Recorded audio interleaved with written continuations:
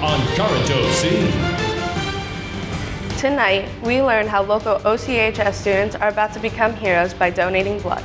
Plus, we'll examine the cultural impact of African Americans' contributions to the arts as part of our Black History Month celebration.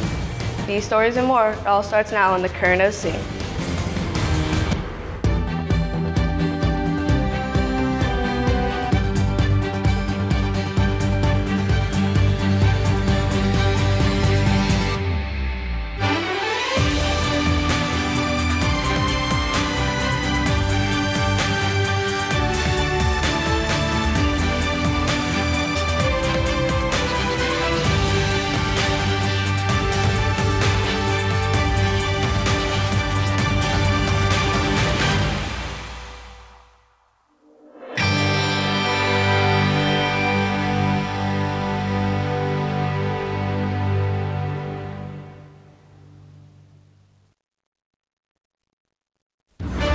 From the OC TV studios along 6th and Atlantic, Raider Nation's leading news magazine starts now in high definition.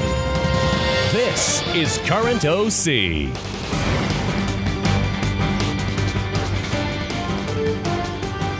Hello and welcome to the Current OC. I'm Kylie Green Mason. And I'm Luke Milai. Thank you for tuning in to this February 22nd edition of the Current OC. Thank you for tuning in to our weekly broadcast.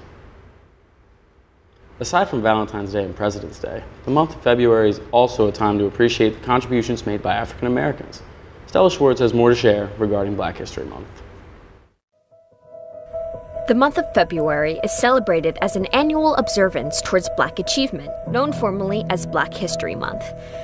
As an individual who is involved and shares a passion for the arts, I was curious to research the portrayal of minorities in the film, media, and entertainment industries, as well as the evolution of race that we see sometimes unnoticeably on our television screens, or jamming throughout our earbuds. Sam Lucas was the first Black actor to have a lead role in a movie, Uncle Tom's Cabin. The movement continued once Hearts and Dixie was released, the first Hollywood film to feature an all-Black cast. On the downside, negative stereotypes of minorities in film can be found in Hollywood as recently as in May 1999, with the release of Star Wars Episode 1. Many of the creatures have ethnically placed characteristics. During the early years of film and television, Blacks have struggled to be able to tell their own stories throughout art because whites controlled the entertainment industry and were able to determine what images of Blacks to portray. Blacks finally gained a voice in the industry with the advent of Blaxploitation films in the 1970s. This genre was one of the first instances in which Black actors and communities were the heroes and focuses of cinema and or television, rather than being portrayed as sidekicks or as victims of brutality.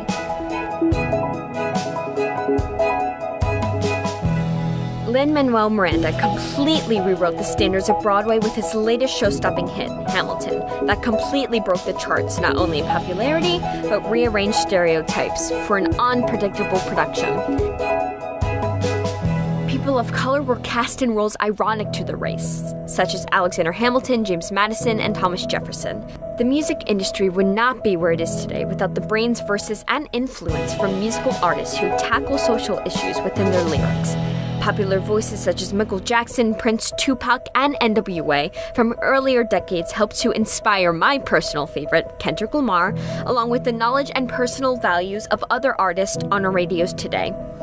Racism is still alive, but it is important to recognize the accomplishments and progress throughout generations, as well as thinking ahead to our future as a country.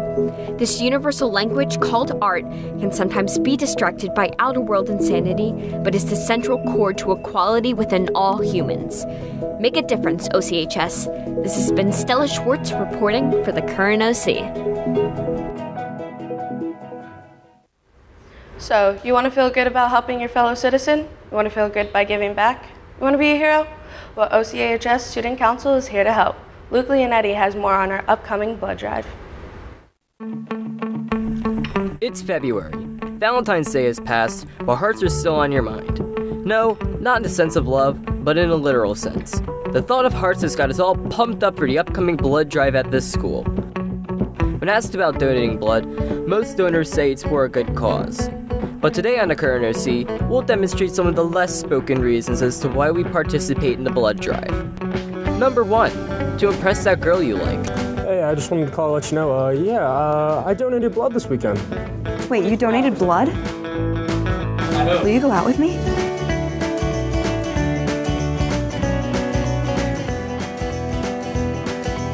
Number 2, free snacks. Hey, you're only supposed to take one.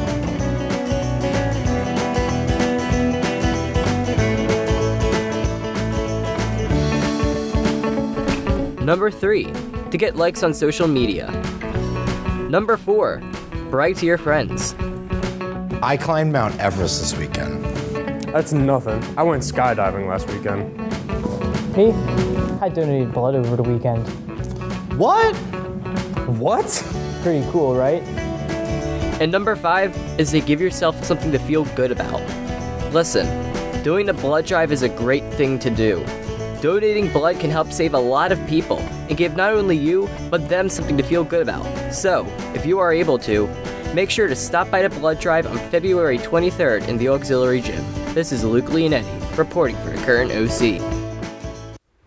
Hey Kylie, did I see you at the Teddy Bear Tea Party a while ago? I know I sure had a good time learning about history, and believe it or not, teddy bears. Sorry, Luke, I missed out. But luckily, our very own Adam Hubby was there to get a closer look.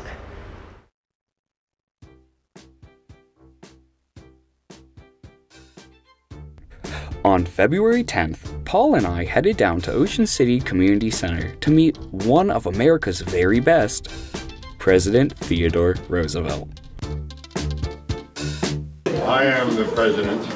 I am Theodore Roosevelt. Pinkies down. Pinkies down. Really. Volunteer Paul S. Anselm played the part of Theodore Roosevelt, and what a job he did. You could tell they put a lot of work into this. This is our goal, that we can teach the kids a little something about the history that goes with the museum. And it actually has worked, because the parents knowing what we're thinking about, what we're doing, they help. And so it is a big thing for us in the museum to actually be able to say we were somewhat responsible for the kids' knowledge on Teddy Roosevelt.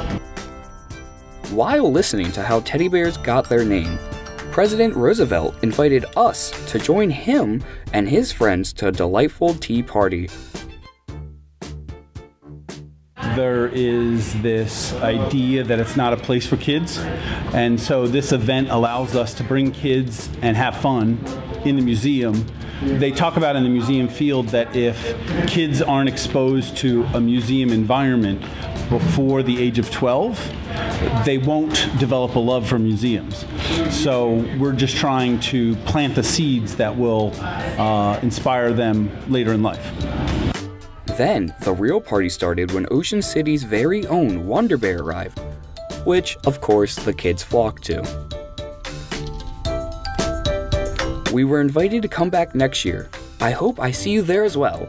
This has been Adam Hubby reporting from the Current OC. Goodness. Teddy bear. Oh my goodness. But this still looks like the one that my other... The temperatures for the past few days have been so warm. You're right, it's been unusually warm for February. Bella, are we seeing any more warm days like this in our future, or are we back to frigid February?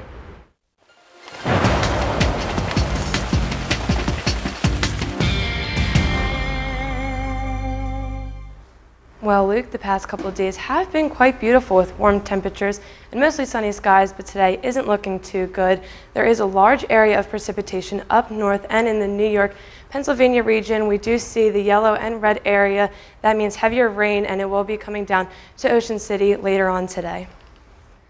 As for our area temperatures, we are in the mild range, a little cooler than yesterday, but still pretty warm for February. 56 in Dover, 55 in Millville, 52 in Philadelphia, 47 in Trenton, 52 in Lakehurst, and 50 down in Wildwood.